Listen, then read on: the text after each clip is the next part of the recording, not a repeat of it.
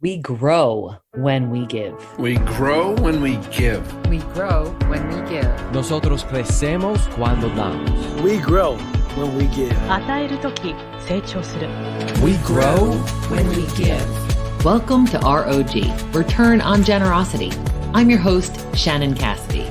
This podcast celebrates generosity at work, not financial giving valuable time, mutual respect, alternative perspectives, and genuine collaboration. Our special guest today is Aiko Bethea, a leader, builder, and connector who has successfully navigated leadership roles in government, philanthropic, nonprofit, and private sectors. Aiko founded Rare Coaching and Consulting, a leadership development firm that guides leaders in organizations, including Fortune 100 companies and global nonprofit organizations, to elevate their emotional intelligence and approach to leadership.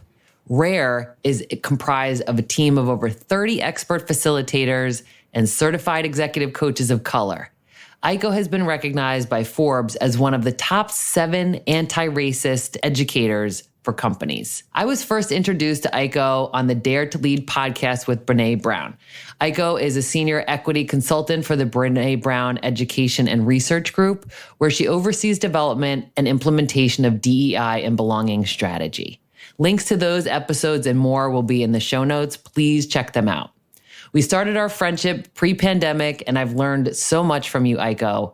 What I appreciate most about you is your commitment to speaking the truth, continual improvement, and your encouragement of us to be better and generously build community. Welcome to ROG, Aiko. Thank you. Thank you for having me, Shannon. And likewise, I have the same respect for a lot of the work that you're doing as well. Oh, thank you. Yeah, I've been really excited to take our private conversations public and share some of your thought leadership and just really learn more from you. Every episode of anything I've read and your books have taught me so much. And there are some Aikoisms, is the way I like to call them, that I thought would be fun to share today. So one of them is that language is part of the connection with community. So I'd just love to hear your thoughts on what that means. So language, and in this case, I'll specifically talk about language in terms of the words that we use to communicate, because language can look like so many things, right? Body language, how we share space, how we connect, how we make time for each other. Those are all relaying a message. But if I'm talking about language in terms of words, it has so much to do with setting the tone of what's the expectation of the conversation? What do the boundaries look like?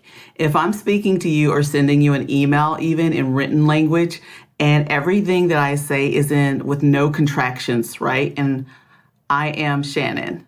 I am, but instead of saying I'm Shannon and I'm here to, it gives a completely different feeling, right? And Yeah. I think for many people who are even in the situation where they code switch in terms of choosing, how do I show up and what do I say and what's okay and what's not? If I tell myself, hey, these are the only ways that I can talk to somebody, and there's some things that are not available here in this space, I might be actually taking a part of myself off the table, right? Mm-hmm. In terms of there's language and terms that actually really get to the heart of exactly what I mean. But I can't say it because of the space that I am hasn't given me permission. And so that means that a part of my personality, a part of the way that I show up, you're not going to be privy to. You're not going to get it. And even now, as we're talking, Shannon, I'm saying gonna, this, that, and the other. But in some spaces, that may even be frowned upon. So language helps us think about proximity to other people. It helps us to understand innately where there might be boundaries or where there might be spaces that people just will not understand you in the same way, especially if they're not open to learning this different way in which you talk or communicate, right? Mm-hmm. Right. So as a generous leader, what are some of the ways that you have seen people make space for people to express themselves as they would or as they feel most comfortable so that they're giving those signals that they can be themselves? And then maybe what does the opposite look like? Yeah. So sometimes when someone is sharing something with me and I may not understand the taxonomy, like the language they use, I'm not going to ask in a way that is so critical, like, wait, what does that mean? What's that word you just used? Instead, I'm going to say, hey, I think I missed that. Will you help me with the context? I feel like I missed that. Or even for many of us, if we have a thick accent or something, I'm not going to start speaking louder to the person because there's not a hearing issue. Shannon, what Yeah. that mean? Instead of saying, hey, I'm sorry. I Or missed, slowly, right. right? Hey, Sometimes I missed people that. enunciate. Or I might even ask people, hey, can you give me an example so I can make sure that I'm tracking? Like I'm taking the ownership of elevating myself to understand better versus assuming that this person's out of order or they're less than or they're deficient in some way. And that is the way that I'm trying to open myself up so that they realize, hey, I have actually put myself now in the back seat of being the learner or the passenger seat of being the learner. And I am welcoming them to be my teacher if they so choose. So recognizing that they know more about what I'm asking about than I do. I hope that makes sense. I hope that's clearer than mud.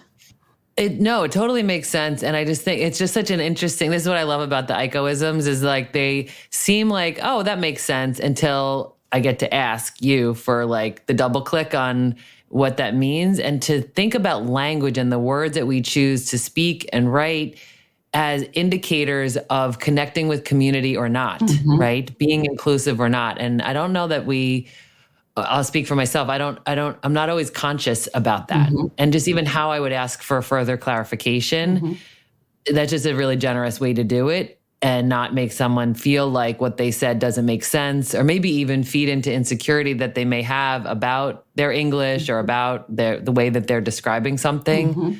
So I like that generosity. I'm going to ask you something, Shannon. When you think about, say it's a leader, the manager in the room, or maybe anyone. Yeah. Why would they, when they're speaking with somebody and they didn't understand what the person just said, or they couldn't vibe or follow with the words they're using, why do you think they would choose the approach of saying, wait, what do you even mean by that? Or speaking more loudly to somebody? Why do you think that they would choose that approach? My gut instinct on that is that they're confused and they're not being aware, they're not being emotionally intelligent, which I know is one of your areas of expertise, but they're not emotionally intelligent enough to say, I don't understand that. How could I ask this in a way that won't be offensive, rather than just their impulse is to say, what does that mean? That doesn't make sense. That's what I think. What do you think? Yes. I think you're absolutely right. And I love that you brought in the context of emotional intelligence, which we understand looks like self-awareness, right? And then it looks like awareness of others. So the one part of the self-awareness and emotional intelligence that they're missing is, I don't understand this. How do I get more information? Like taking the ownership of, I don't understand this versus this person's doing something wrong. Totally. And the next part is, what do I need to do if I'm aware of the other person to actually invite them to, be responsive in a way that is considerate and empathetic? But then that also may mean we know that awareness is one part of emotional intelligence, awareness of self and others, but we also know there's a regulation frame too. For me to be able to self-regulate, which means that even though I might be really frustrated, I'm going to bring myself in and actually, and ask in a way that is still fulfilling the goal of being considerate of the other person, understanding considerate in a way of not respectability, politics, or niceness, but to see this other person is a human. And being transparent, because maybe I'm going to say, oh, Shannon, you know what? I haven't even traveled that much.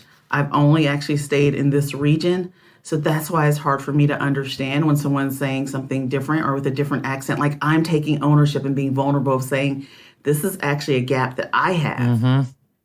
And then with the relationship, being able to share that with the person so that they can be responsive. Yes. So I love that you said emotional intelligence, because then we can break it down to each of the components of what is the gap here. Yes. I would love for you to do that, Aiko, to just for our listeners who have heard emotional intelligence before, or they've maybe even studied it, but from your perspective, like, what is it? What are the components of it? And then I want to learn more about that being a learner, because I know that you talk about that. Why do we need more learners instead of knowers? So let's first talk about EQ and then, being a learner. So with EQ, or even emotional quotient or emotional intelligence, we know that someone's ability to be successful, like in the workplace or even in relationships, it doesn't just have to do with what you know in terms of book smarts or subject matter expertise about a subject, how well you can code, how well you understand whatever the subject matter is. We know that a large portion of it is about the interrelational aspect or space in terms of how I communicate with other people, how I lead a team. And that's not anchored in just subject matter expertise. It's about being aware of how I'm showing up and communicating. It's being aware of what other people know or need. And that's oftentimes we just use that throwaway phrase of reading the room, but understanding what do other people need, or creating space for them to be able to ask for what they need. And that's a lot of where empathy lives over there in that quadrant. And then there's this part about regulation. So what if I have more awareness of the fact that for me, I can come across as very terse because I'm super direct sometimes. And if I'm really in a flow, I can just almost, people can feel like they're being deposed by me. So I'm aware of that. But what does it matter if I'm aware of it if I don't know how to regulate it and I don't choose to regulate it? So that's that regulation or self-management part.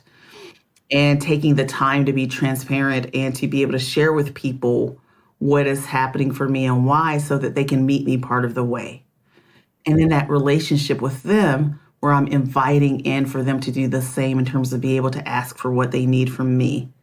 And so for a leader, you have to have a good balance of all of these different skills. And even when we think about conflict resolution, folks may often think that a leader is somebody who's really great at self-awareness and they're empathetic. But if they're not great at the self-management part, it's like, Shannon, I might end up just being a yes person. Yes, Shannon, that's great. You're doing a good job and I'm just an encourager. But I'm missing that part of conflict management where I can now lean in, be really aware of how I show up and be able to regulate it. So it may be really hard for me to have difficult conversations and I'm more likely to cave or withdraw. I've got to be able to manage that, right? And then to also have awareness of the person in front of me so that I can lean in. I'm not being emotionally hooked and I can hear what you're saying and actually move us forward with progress. So when folks think about emotionally intelligent leader, oftentimes they think of somebody who can be just empathetic, but not understanding that we can be empathetic and generous and hold people accountable. Yes. Like we may not have that length of that part about holding people accountable, which we know is critical for not only organizational culture, but also interpersonal relationships. Yes. Oh my gosh, this is so good and I think inspirational in that for our listeners and for each of us to think, of the things you just talked about, am I able to regulate myself? First, am I aware of myself? Mm-hmm. Am I able to hit that pause button and know how to control myself? Can I read the room or have that social awareness? And then that relationship management of like inviting people in, asking them what is okay with them and just how we can co-create this conversation or this moment together.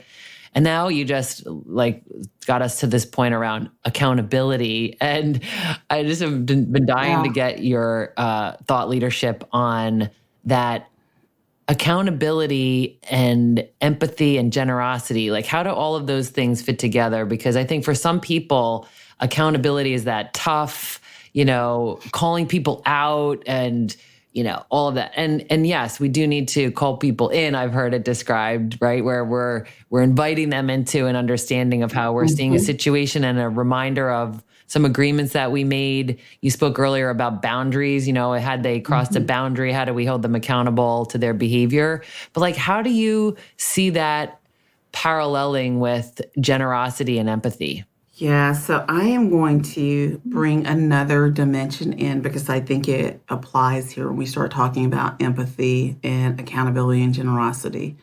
Is one thing we have to be aware of as part of self-awareness and as what also awareness of others. One, it's not just how I am as a person. Like I said, I can be really direct. It's also understanding the identity I carry and also power. And sometimes different types of identities are a proxy for power, right? Being able-bodied in this society, being having a title, having long tenure. In some organizations, it's having the largest budget, right? Sometimes it's credentials. You went to Harvard, I went to a state school, right? Or there's this other aspect of identity that we all know of, which is the bodies that we're walking in. There's a difference for if you're a woman than if you're a male in a certain space. There's a difference between being a Black woman in a space versus being a white woman. There's power dynamics that come in with our identity. And there's also proxies for power, like things like tenure, et cetera. That I have to be aware of the identities I carry so that I can understand even the language that I use to choose and how I interact with somebody and what it means. I have to understand what the environment is inviting or actually restricting. So if I go into a room and I notice, wow, you know what? I am the only X. It is apparent that in this case, let's say I am the only Black person here. There's a message I'm already getting to a certain extent, right? Is that the majority of the perspective in that room may not understand some of the things that I experience, as well as some of the language I might use. But I need to understand that even though I might be the highest in leadership, what that means in terms of how I communicate. For other folks, the same thing in terms of the language they have. So if I'm going into a conversation and it is going to be a challenging conversation, like I'm going to give somebody critical feedback, I'm already recognizing, wow, you know what? I've been at this company for 20 years. I'm in the C-suite. This person is a VP, say that they're one level below, and they've only been there for 6 months. And this person is from a different country, but they're in Black skin and they have an accent. I am weighing all of this. And I'm recognizing the language I'm using and what can some of the language mean and how could it land, right? So I'm actually thinking about what do I need to shift or understand or invite them to share with me so that I'm aware of things that I need to know about them and they have the space to share it. I'm also going to share and frame myself for them so that also takes out churn and anxiety of them trying to guess. So power and identity is always here. It doesn't disappear. Just because we're not talking about it doesn't mean it's not already in the room, right? Because we all are living in a society that has already created certain default norms. So that I'm bringing that in as part of emotional intelligence. And then if I'm thinking about even accountability, empathy, and generosity, I love what you said about accountability because you're right. When people hear that word, it feels like, oh man, someone's about to get fired because we said we're going to hold people accountable, or someone's about to get on a pit or shamed or blamed, yelled at or whatever. So we've got to be clear that how we use accountability isn't always in the sense of shaming and harsh and also dehumanizing. Accountability can be as simple as us having a conversation and me saying, wait, Shannon, I need to understand what you meant. And there's a word that you use I've got to unpack with you. And that's not me saying, oh my gosh, I can't believe you used that. And now blah, blah, blah, blah. How dare you? I'm actually holding you accountable still for the language you're using. But I'm doing it in a sense where I'm still being curious and I'm not jumping the gun here, say, oh, well, I use this word all the time because like at home, blah, blah, and with my friends, we blah, blah, blah. And I'll say, okay, I want to share with you how it could land and how it landed on me. And let's think about how we use it moving forward. That's accountability, right? It's done with generosity and it's done with curiosity and it's done with also empathy because I'm not being judgmental. I'm not presuming that you meant to say something that was really hurtful. Yes. Yeah, there's so much generosity in that example. One of the ways I see it is the generosity of clarifying and giving people the opportunity to first become self-aware, because that might, in that example, that might be a word that they use all the time and it never occurred to them that it could be offensive or interpreted in any way other than what they intended. And then the generosity of like giving your perspective, like here's how this landed on me, or here's how it felt when I heard that. And really the generosity of believing that the other person can be better. You know, I mean, that's one of the things I love about your work is that the experience I have of your work, I'll just share, is that you believe that we can be better. I guess otherwise, why would you do it? But like you kind of, you give us like you're doing now, tools, awareness, frameworks, ideas, recognition, like oh, wow, I wonder how often I do something like that. And I think it's in the spirit of, I know you can do better. It's like that Maya Angelou quote, right? Where it's like, once you know better, you do better, but we sometimes don't know better. And maybe some of us aren't doing our own work and we're not like exposing ourselves to some of these ways of learning. So by you being able to do that in the moment when you experience it, rather than saying, well, I hope, HR follows up with them or just bury it rather, you have that experience and you just don't want to confront it or deal with it. I think that's non-generous or maybe selfish, because you're robbing the person of the awareness, and you're also reducing the possibility of you having a deeper relationship. Yeah, I think that part about educating folks. I remember a good friend of mine, I was listening to her speak one day, and she said, I think it was a quote by Winston Churchill or something, and it was basically like, it's the responsibility of the educated to educate other people. It was something, or if you know it, you have to educate other people. Anyway, it was some quote, it was a Churchill quote, and I couldn't figure out, like, why does this agitate me, this statement? And I spoke with her later, and I said, actually, we have permission to say no when we don't want to educate other people. And it's not always selfishness, because if you think about it, the burden is going to be in certain moments about certain topics always on folks who are already at limited capacity and who are actually receiving the punitive end of so much, not only ignorance, but failures in society to allow people to be visible. So I'm not going to then add this extra tax and say you have to, it's up to you because you know better. No, not really. Mm-hmm. And I do want more people, especially when it comes to things that have to do with identity, where you're already experiencing the inequity of it in certain ways. I want people to have the ownership and agency and permission to be able to say, you know what? I'm going to let that go, and I'm not going to do the whole education thing, and I don't have to, and I'm going to keep it moving.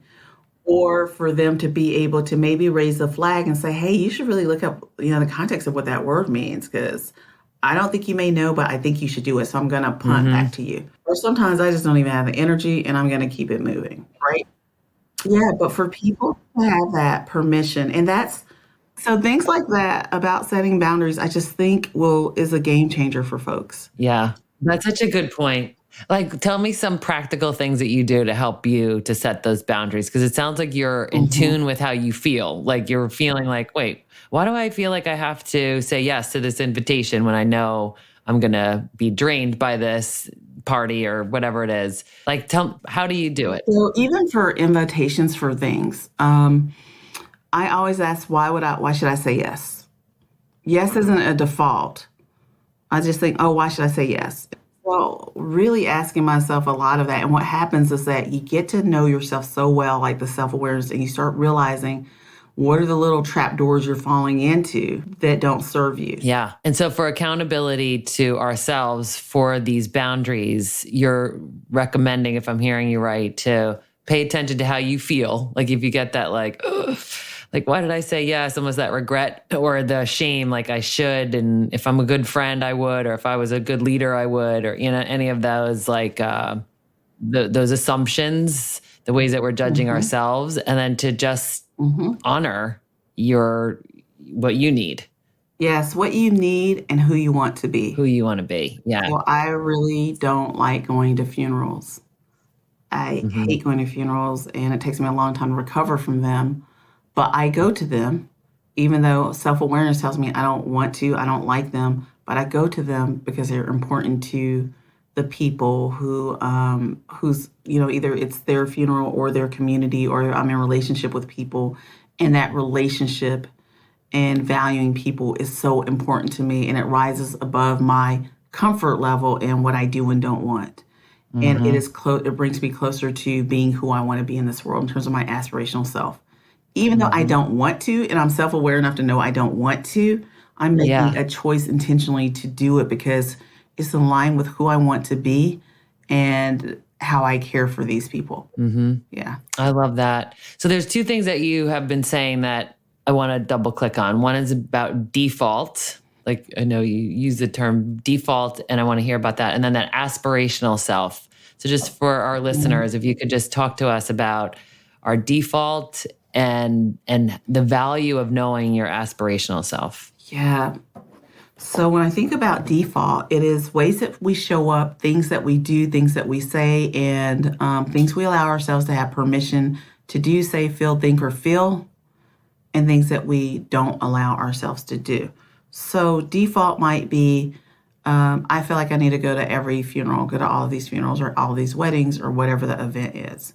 Because why is it? When I think about why, I feel like I have to, because sometimes it is stories from society. How can you not go to such and such's wedding? You should be. Oh, and it's going to be so much fun. And then I'm thinking about all the pictures. Everybody's going to be in the pictures. Don't you want to be? And it's going to be blah, blah, blah. This venue, this whatever, the whatever thing of the season. So these are all these reasons that are coming up, right? It's default. These are all the default reasons because they said you should. Because look at how fun it's going to look. Because, so all of these kind of, if I break them down, they end up being very superficial. And they're all about they. And when I say their agenda versus my agenda, and there could be society, theirs could be whatever the thing is that's making stuff, run. Yeah. And then I stop and move from the default. Those are all the defaults that are there. And really important to name another default that we don't talk about enough, which is beliefs we have from our families and communities of origin. Of course, you go to such and such's house for the holidays and you stop by. And of course, you go to every cousin on the earth's birthday or whatever. Of course, you say, yes, this person. How can you say, no, it's this person? So these are defaults, right? Of course, I'm going to make sure that I am always paying the bill and doing this because of whatever my station is in the family or just other things. They're like throwaway givens, but I never had a chance to actually approve it myself and understand why I'm doing it. It was just kind of cast on and I said yes and took it. That's default. And then there's the idea of intentionality, and this is where boundaries come in. And my aspirational self, who do I want to be? So now I understand when I say why, what is that in attunement with, and why I say yes. So I told you about funerals. Before it was like everybody just expected you to go, blah, blah. Then I was feeling like, no, I don't need to, I don't want to, I'm not going to go. That was my boundary. But then when I thought about my aspirational self and who do I want to be and what do these people mean to me and what is even the price and is that one that I want to pay? And I say yes, because that's who I want to be and that's why. And these people are really important to me. So there's this idea of the intentionality, right? Yeah. What's the default? But then when I unpack it, what does it mean? Why say yes? Oh, okay, this is why I'm saying yes. This is why. Or, no, I'm saying no. Because none of that matters. I don't care what people think. I don't care what's on social media. I don't care if I'm on there or not. Yes. Because it doesn't matter to me. And so, but it helps you to live a life that's more in aligned with your agenda and who you want to be. So it's not selfish about, because I said, no, I don't want to, but also who do I want to be, not only to myself, but to others? And then you're more aligned. You have boundaries that make sense. You're living a more fulfilled life. And you also are less likely to have a life of regrets. The litmus test is often in the moment. And in the moment when an opportunity comes up, that is going to help me to think about more nuanced aspects that I may not have thought about, right? Some things that I may have said yes to before because of what might have been happening politically and in the sense of current events, I said no to. Because I was thinking about it in a very different way and about what the messages were. So the idea of being able to give ourselves real-time moments of self-interrogation, because we change, our priorities change, and our outlook in life change, and we have to give ourselves permission to be able to do that. So even when you were talking about, earlier you talked about the learner mindset and what is it, that learner mindset, we have to be generous enough to apply it to ourselves. Because then I'm always learning and I'll be like, you know what, Shannon said this thing and I haven't thought about that. So I might start thinking about it and allows me to understand a different dimension of myself or my relationship to an issue. But unless I'm always open to learning instead of just saying, well, that's just me and that's just the way that I am, or not taking cues of hearing what people are saying to me, I am allowing myself to stay stagnant. I am cheating myself out of an opportunity to know myself better. Yeah. And to be able to be more in aligned with who I want to be, and who I might want to be might shift and change, right? When my kids were really little, I was like, I just want to keep them safe. I don't want anything bad to happen to them, and I want them to know they're loved, and I want to just keep them safe. And that looks really different from then having teenagers, and then like you having adult children too. Like, it looks different. So we expand and contract. Totally. And we have to give ourselves space to do that. And that's the joy of it, because we're not trapped in this way. We're learners. We're learning ourselves. And a red flag is being around people who don't allow you to change. Don't allow you to change your mind and become more nuanced. Well, you said blah, blah, blah. Well, you used to be like, yes, I used to be. And I am growing and learning. And what I've learned about myself and what I value looks like this now. So whenever you're in spaces or places or with people where you're not allowed to actually expand and maybe at times contract, then that's a little bit of a red flag about how permissive will that relationship be. Yeah. And I think it goes back to what you were saying earlier about not feeling like you have to fix everyone or help everyone too, because the way I heard what you just said was you have to find spaces where people invite you to grow.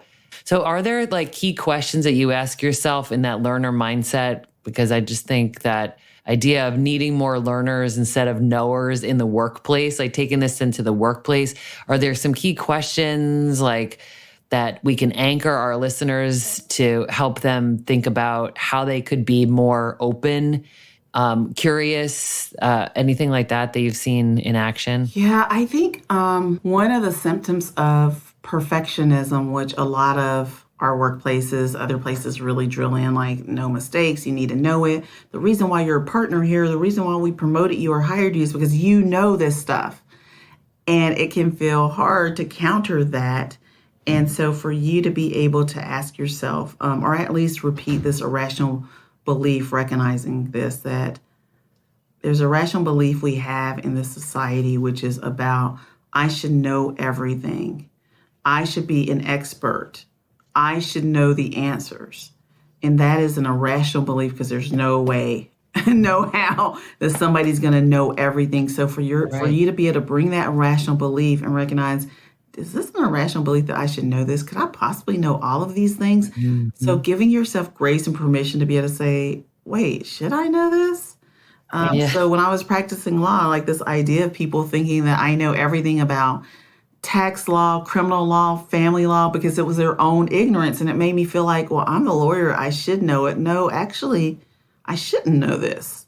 And there's also somebody probably who knows it better than me, and I can refer them.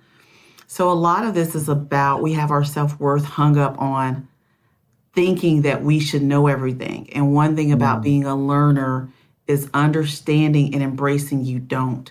So Shannon, when you think about somebody who's a learner, what are the traits that come up for you? Curiosity, number one. Curiosity asks a lot of questions, but the kind of questions that we talked about early on, which is that really seeking to understand versus trying to get themselves off the hook, you know, like there's a difference in that kind of question. So I would say an accountable questioner.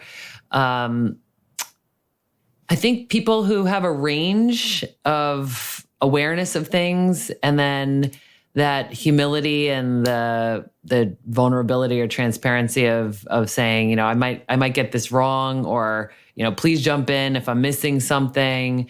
You know, people that like really invite the room to like co-create something together. I think those to me are indicators of someone who's got this kind of learner mindset.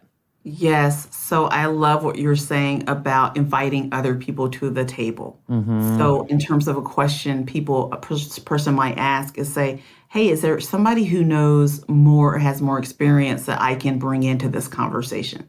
So now it's not just you holding accountability for something, and you're doing service to whatever the issue is, because you're bringing more smarts to the table and experienced people. So this idea of you inviting people and the vulnerability in that is actually being clear that I don't know everything or know best. And sometimes it's scary for people to say, I don't know. Or there might be this person who knows more that we can bring into the conversation. And also, when you said curiosity and you're making the distinction between the kinds of questions you ask, one, the only reason somebody is going to really be curious is because you want to know more and you already by default recognize you don't know everything.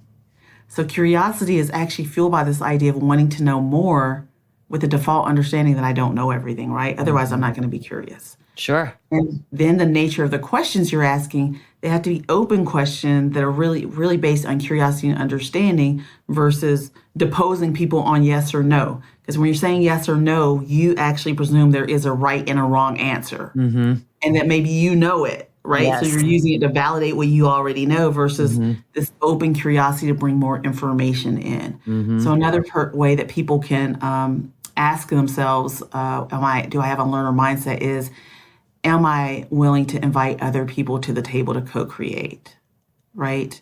Am I willing to release that power of being the one who has the final answer and the answer? The answer, yeah. The other part is curiosity, assuming I don't know everything and that there's more for me to know. So the way that I approach people and ask questions is going to reflect that versus deposing them. And being able to also, there was a question that you said or something that you said also in this of not knowing is telling people, hey, I may not know the answer. I may not have the right answer, but let's figure out how we can get more minds at the table so that we can get to the best solution. For leaders, that's like scary for people to do because they think their value is about what they know, which maybe in the very beginning, it could have been the way that you're hired. But as you elevate and more things are brought to you, you realize, wow, being a leader is very different from just being a doer. Yeah. And that the things that you just laid out are all so critical in that. Yes. Oh my gosh. Thank you for that.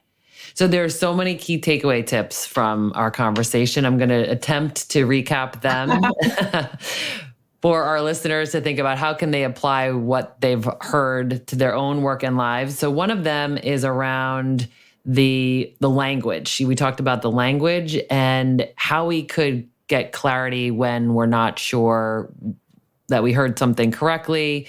And we could say something like, I think I missed that. Could you say it differently? Or could you give me an example? Then we talked a lot about emotional intelligence in the workplace and that self-regulation and the relationship with others and asking for what they want.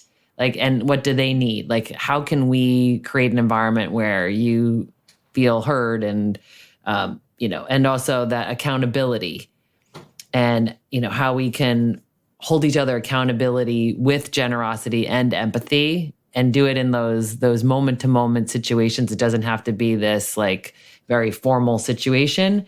Then you talked about checking your default. And I think that's one thing for all of us to leave this conversation thinking, what are some of the things that I just have a default response to?